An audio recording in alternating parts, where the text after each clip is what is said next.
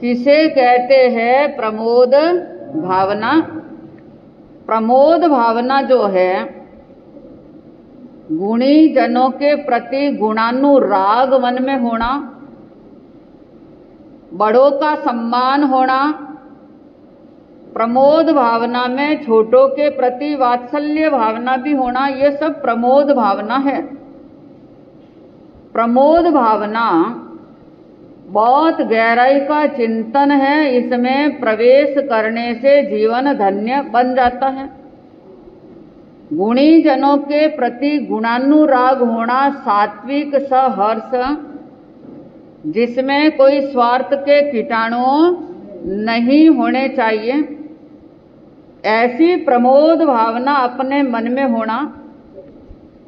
साधु संत को देखते हैं तो उन साधु साध्वियों के प्रति आपके मन में प्रमोद भावना आती है। क्यों आती है ये प्रमोद भावना? क्योंकि साधु संत का जीवन कैसा होता है, किसे कहते हैं संत, किसे कहते हैं साधु, किसे कहते हैं मुनि, ये आपने कई बार सुना होगा। शांत वो है कि जो कर्मों का अंत करने का मार्ग अपनाने वाला। मुनि वो है कि जो बिना मतलब बोलने वाला नहीं, जरूरत पड़ती है तो बोलते, बाकी नहीं बोलते। साधु वो है कि जिसमें स्वाद की कोई भावना नहीं रहती, मन के विचार मात्र इतने रहते हैं कि शरीर को चलाना है, पर स्वाद में नहीं प्रवेश करना, निरस्ता की भावना रहना। साधु संत जिसमें विनम्रता होती है, साधु संतों में तो विनम्रता नितांत आवश्यक है, पर गृहस्थ के लिए भी नितांत आवश्यक है। विनम्रता के सद्भाव रहने चाहिए। विनम्रता जिसमें जीवन में आ जाए तो उसका जीवन धन्य बन जाता। साधु साध्वी में वैराग्य की भावना हर समय रहती है। आप सोचेंगे कि वैराग्य आया और दीक्षा ले ली, फिर कौन सा वैराग्य? पर प्रतिदिन वैराग्य की भावना रहनी। वैराग्य वो है कि विरक्ति आ जाए हर कार्यों से, दुनियादारी के और तमाम वस्तुओं से किसी से भी लगाव नहीं, वो विरक्ति की भावना उनके मन में रहती है। आप कितने ही करोड़पति अरबपति है, कितने ही दुनियादारी के बसाए हुए घर परिवार के मध्य में हैं, पर अगर आप में विरक्ति भावना है तो आपके कर्म बंधन उतने नहीं हो सकते हैं। फिर साधु संत में निरअभिमानता, जिसमें अभिमान होता है वो साधु संत नहीं कहला सकते। अभिमान से परे उनका जीवन होना चाहिए। रोष और दोष से रहित कोई रोष कर ले तो उस रोष के दोष में भी वो स्वयं रोष में नहीं जाते हैं, मात्र इतना ही सोचते हैं कि जिसके पास में जैसी वस्तु है वैसी दे रहे, पर मेरा कुछ भी नहीं बिगड़ रहा है। ये तो है प्रमोद भावना, पर इसमें गुण दृष्टि अपनाना। गुण दृष्टि भी रहनी चाहिए। गुणियों को देख करके तो आपकी गुण दृष्टि हो गई, लेकिन गुण दृष्टि का मतलब यह है कि जिसमें कोई गुण नजर नहीं आते हैं, तुच्छ वस्तु हो, तुच्छ इंसान को जो आप गिन लेते, पर उसमें से भी कोई न कोई गुण खोज करके आपको निकाल देना चाहिए। इसमें विकसित दृष्टिकोण इंसान का रहना चाहिए। उस समय यह नहीं सोचे कि अरे भाई ये गुण तो है, पर ये हमारे धर्म वाले व्यक्ति नहीं है, इसलिए इनसे गुण ग्रहण नहीं करें। ये हमारा देश नहीं है, इससे गुण ग्रहण नहीं करें। ये हमारी संप्रदाय के नहीं है, इसलिए इनसे गुण ग्रहण नहीं करें। अगर ऐसा विचार जिसके मन में आ जाता है तो वो संकीर्ण दृष्टि का इंसान हो जाता, उसमें गुण दृष्टि नहीं रह सकती है। यहाँ तक कि गुण दृष्टि अपनाने वाला इंसान पशु पक्षियों से भी कोई न कोई गुण ग्रहण कर सकता है। भारंड पक्षी का वर्णन पढ़ते कि वो अप्रमत्त रहता है, तो उनसे भी आप अप्रमत्तता के गुण सीख सकते हैं। आपके आसपास से भी आप गुण ले सकते। एक श्वान है, जो श्वान आपके घर के बाहर रहता है, उनसे भी आप स्वामी भक्ति के गुण ग्रहण कर सकते हैं कि उसमें कितनी स्वामी भक्ति होती कि आप आधी रोटी भी डाल देते तो आपका द्वार छोड़ करके वो नहीं जाता है, रक्षा करने की भावना रख देता। तो इससे भी गुण ग्रहण करना कि जिस किसी का भी आपने नमक खा लिया है तो उसके साथ में हरामीपना कभी भी नहीं करना, उसके साथ में ऐसे कार्य नहीं करना कि जिससे उनको नुकसान उठाना पड़े। अगले इंसान कहते थे कि भाई जिस थाली में खाते हो उसमें छेद मत करो, इसमें बहुत बड़ा रहस्य छुपा हुआ है। तो ये होती है गुण वृत्ति। ज्ञानियों ने कहा है कि वृक्ष कबहून फल भके नदीन संचे नीर, परमारथ के कारणे साधु धारे शरीर। कितनी अच्छी बात आई है, इससे गुण सीख लेना। वृक्ष होता है वो कभी अपना फल खुद नहीं खाता है, पत्थर फेंकने वालों को भी वो फल ही देता है। चंदन को घिसते हैं तो घिसने वालों को भी वो सुगंध ही प्रदान कर लेता है। अब इंसान श्रेष्ठ है या वो वृक्ष श्रेष्ठ है, उनसे गुण ग्रहण कर ले तो आप श्रेष्ठ हो सकते हैं, इंसान श्रेष्ठ हो सकता है। कि जो वृक्ष इतने फल लगते हैं पर वो स्वयं फल नहीं खाता, वो दूसरों को देता है। जितनी धन दौलत आपके पास में, जो ऐश्वर्य सत्ता है, उसमें से कुछ देने की भावना भी रख लेनी चाहिए। ये नहीं कि स्वयं ही स्वयं खाना, दूसरों को किसी को नहीं देना, ऐसी वृत्ति नहीं रहनी चाहिए।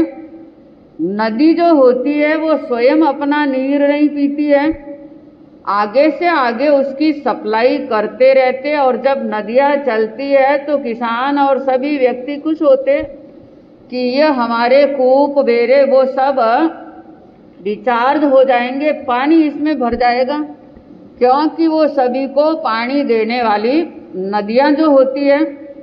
तो ये परमार्थ जो है, परमार्थ का कार्य कर लेना, उपकार का कार्य कर लेना।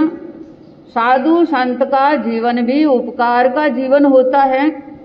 कोई उसके सामने आ जाए, अपने दुख की बात कह दे, तो उसके लिए वो कोई न कोई धर्म का मार्ग दे देते हैं कि भाई इस तरह से धर्म करो, आराधना करो, साधना करो, इससे संकट भी दूर हो जाएंगे। धर्म की आराधना करेंगे तो इसके फल हमेशा मीठे ही फल जो मिलेंगे, ऐसी भावना रहती है। तो ये परोपकार की भावना इस पेड़ पौधों से भी आप सीख सकते हैं। जितने जितने फल लगते हैं उतनी उतनी टहनियाँ नीचे झुक जाएगी। उससे आप झुकने के गुण सीख सकते हैं कि जितने जितने आप बड़े हो रहे हैं उतनी उतनी आप में नम्रता आ जानी चाहिए, क्योंकि बड़ा वही होता है कि जिसमें नम्रता के सद्गुण जो होते हैं। बड़ो बड़ाई ना करे, बड़ो न बोले, हीरा सो तो कब कहे लाख हमारा। आपने स्कूलों में भी ये पढ़ा होगा और आज वर्तमान में भी पढ़ाते हैं। बड़ा होता है वो अपना बड़ेपन कायम रखता है, सबके साथ में नम्र रहता है। जैसे जितने जितने फल लगते हैं टहनियाँ झुक जाती हैं, उसी प्रकार से आप में भी सबके प्रति आत्मीयता के भाव रहने चाहिए। हीरा जो होता है वो कभी अपने मुख से ये नहीं कहता अरे मेरा मोल इतना है, मेरा मोल इतना है। हीरा बिल्कुल छोटा होता है पर उसकी कीमत लाखों करोड़ों अरबों तक भी हो सकती है। परदोष दर्शन से बचने से ही प्रमोद भावना आ सकती है। जब तक परदोष से नहीं बच सकते हैं तब तक प्रमोद भावना इंसान में नहीं आ सकती है, क्योंकि परदोष देखने वाला हर व्यक्ति में से कोई न कोई दोष निकालते ही रहेंगे। स्वार्थ की गंध उसमें भरी हुई रहेगी।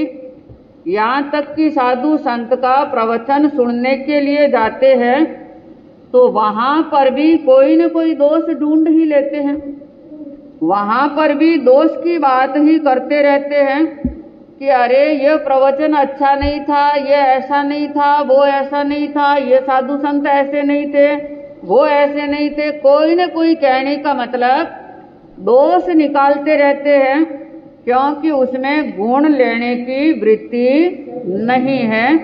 तो ये दोष वृत्ति भी हटानी होगी, तभी गुणों की वृत्ति आप में आ सकती है।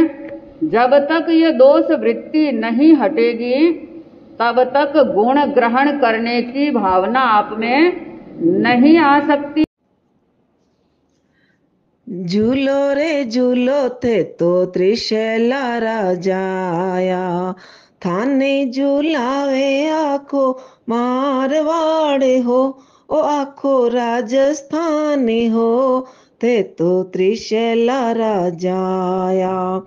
सोनारा पालनिया माहे रत्नोरी गुगरिया लगाया, फुलड़ा सू एने सजवाया, मोतिया तो कड़ियां लगाया।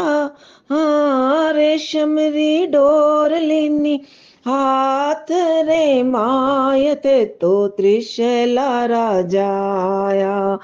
झूलो रे झूलो थे तो त्रिशैला राजाया।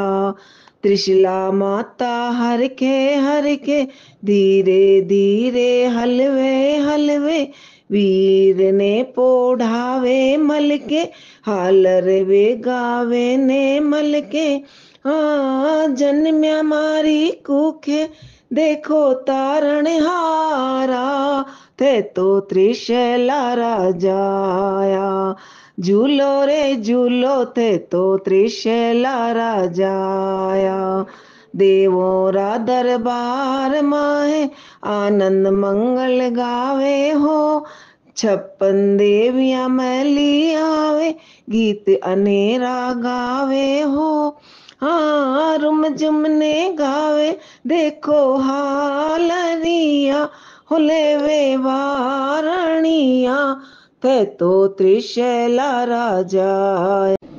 प्रभु महावीर के सद्गुणों को सुनते हुए हम अपने आप में अपने आराध्य देव के प्रति चरण तीर्थंकर प्रभु महावीर के प्रति हम अपने वंदन के भाव रखने का प्रयास करें।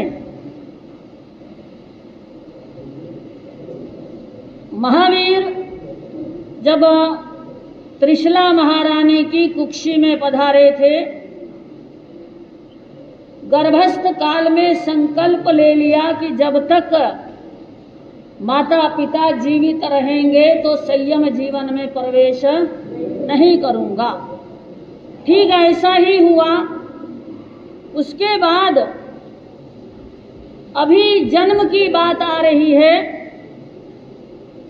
कि महावीर का जन्म चैत्र शुक्ला त्रयोदशी के हस्तोत्रा नक्षत्र में उनका जन्म हुआ और मध्य रात्रि में जन्म हुआ।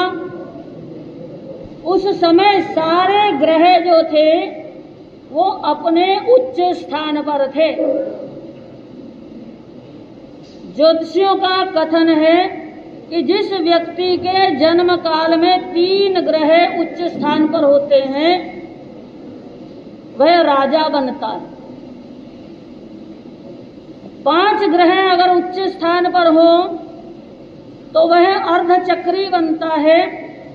6 ग्रह उच्च स्थान पर हो तो व्यक्ति चक्रवर्ती बनता है, और जब 7 ग्रह उच्च स्थान पर हो तो वो धर्म चक्री तीर्थंकर होता है।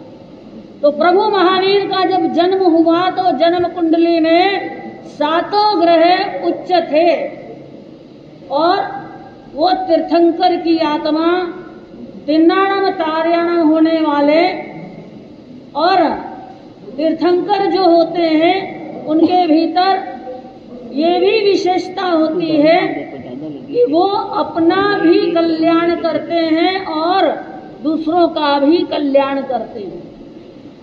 जब महावीर का जन्म हुआ उस समय कहते हैं कि 3 अवसरों पर नरक के जीवों को भी साता मिलती है। तीर्थंकर का जन्म हो, दीक्षा धारण करने वाले हो और केवल ज्ञान केवल दर्शन उत्पन्न होता है, तब भी नरक के जीवों को भी साता मिलती है। क्षण भर के लिए वहां भी उजाला हो जाता, प्रकाश हो जाता है। तो वो प्रभु महावीर का जन्म जब हुआ तो लोक में उद्योत हुआ, इसलिए लोक उद्योतकारी भी कहते हैं। जन्मोत्सव इंद्र ने मनाया, देव देवियों ने पालना झुलाया और बड़े धूमधाम से पिता राजा सिद्धार्थ ने अपने पुत्र का जन्मोत्सव मनाया। अनेक नाम उस महान आत्मा के रखे गए। जब से गर्भ में आए राज्य में अपार रिद्धि वैभव निरंतर बढ़ रहा था, इसलिए जो संकल्प किया कि बालक का नाम वर्धमान कुमार रखा जाएगा, तो माता पिता ने नाम रख दिया वर्धमान। फिर जो स्वाभाविक स्मरण शक्ति बहुत तीव्र थी, मेमोरी पावर बहुत तेज थी, और उसके चलते आपका नाम जो है श्रवण हुआ। और इसके साथ साथ देव दानव मानव तिर्यंच, इनसे किसी भी प्रकार का वो भय खाने वाले नहीं थे, अभय थे और अनेक उपसर्गों में भी शांति और समता सहिष्णुता धारण करने वाले थे, इसलिए उनका नाम महावीर भी हुआ। और ये बालक जो है निर्भयता की प्रेरणा देता है, इनका बाल्यकाल भी निर्भयता की प्रेरणा देता। जन्म हुआ जैसे आपका जन्म हुआ, हमारा जन्म हुआ, ठीक उसी प्रकार इस वर्धमान कुमार का भी जन्म हुआ और बचपन भी वैसा ही खेल कूद वाला। ये नहीं है कि राजघराने में जन्मा था तो बाल सुलभ चेष्टाएं जो हैं क्रीड़ा आदि वो नहीं थी। वो बात अलग है कि राजमहल के उद्यान में खेला करते थे, कोई पब्लिक प्लेस पर नहीं खेलते थे। तो वहां पर अपने साथ के जो बच्चे खेला करते थे, एक दिन आमल की क्रीड़ा खेल रहे। आमल की क्रीड़ा में एक वृक्ष जो टारगेट रखा गया और स्टार्टिंग पॉइंट जो है वो भी रखा गया। वहां से जितने भी बालक हैं वो दौड़ दौड़ कर जाते और जो सबसे पहले पेड़ पर चढ़कर वापस लौट के आता वो विजयी होता। और जो बालक विजयी होता वो अपने किसी भी साथी के कंधे पर बैठकर उसकी हर्ष हर्ष जय जयकार यानी कि विजय उत्सव मना लिया जाता। ऐसा वो बालक खेल कर रहे थे। उधर इंद्र की सभा में चर्चा चली कि ये वर्धमान कुमार जो बालक है ये अभय है, निर्भय है, इसको किसी का डर नहीं है। बचपन की बात है तो देवता भी हर तरह के होते हैं। इंद्र की बात को सीधे सीधे स्वीकार नहीं किया, परीक्षण करना चाहा देवधरा पर उतर आया और उस वृक्ष पर एक शाखा में नाग के रूप में भयंकर काला नाग लिपट कर रह गया। और जैसे ही ये बालक खेलने में मस्त हैं, खेल रहे हैं, खेलते खेलते पेड़ पर नजर गई और उस नाग को देखा। सारे बच्चे जो हैं वो सांस ऊपर की ऊपर, नीचे की नीचे, डर के मारे और भयभीत होकर जोर जोर से चिल्लाने लग गए, सांप सांप सांप आया, पेड़ पर सांप है, नहीं चढ़ना। सबको रोक रहे हैं। लेकिन वो वर्धमान कुमार जो है उस वृक्ष पर आरोहण करते हैं, वृक्ष पर चढ़ते हैं और जैसे एक रस्सी को हाथ में पकड़कर दूर फेंका जाता है, वैसे उस नाग को, भयंकर काले नाग को जो विष से भरा हुआ है, उसको उन्होंने रस्सी की भांति पकड़ा और दूर फेंक दिया। सारे बालक प्रसन्न होते हैं, क्लैपिंग करते हैं, तालियां बजाकर उस वर्धमान को वीर वीर वीर कहना शुरू कर दिया। लेकिन उस देवता को अभी चैन नहीं था, अभी और परीक्षण लेना था। अब की बार क्या किया, उसने एक बालक का रूप बनाया और उन बालकों की टोली में शामिल हो गया। खेलने लग गए और जब वर्धमान जीत रहे हैं, जीतने के बाद कंधे पर सवार होने की बारी आई, वही जो देव बालक बना हुआ है वो आगे आता है कि मैं कंधे पर बिठाऊंगा, तुम सभी जय जयकार करना। यहां भी एक चाल थी और वर्धमान कुमार जब विजयी हुए तो उस बालक बने देव ने कंधे पर बिठाया। जैसे ही वर्धमान कंधे पर सवार हुए और बाकी के बालक हर्ष हर्ष जय जयकार करने लगे, तो उस देव ने अपना रूप विकराल बना लिया। इतना विशालकाय राक्षस जैसा रूप बनाया, भयंकर डरावना रूप बनाया और आकाश मार्ग की ओर उड़ने लग गया। सारे बच्चे डर गए और एकदम भागते भागते, कोई महलों में जा रहा है, कोई गली में जा रहा है, उनके माता पिता को बताने जा रहा है कि उसको बचाओ बचाओ, वर्धमान कुमार को देवता यानी कि राक्षस लेकर चला गया। लेकिन वो वर्धमान कुमार को किसी की कोई चिंता नहीं थी, कोई डर नहीं था। एक मुष्टि का प्रहार किया, इतना बलवान। कल भी चर्चा चली थी कि तीर्थंकर होने वाली जो आत्मा होती है वो अतुल बलशाली होती है। एक मुष्टि का प्रहार किया, धड़ाम से वो वर्धमान कुमार के साथ धरती पर आ गया और अपने सही स्वरूप में प्रकट हुआ और वर्धमान कुमार के चरणों में नमन किया है, वंदन किया है, प्रणाम किया। और बालकों ने उनको वीर वीर तो पहले कहा था, अब महावीर कहना शुरू कर दिया। ये बचपन की बात है।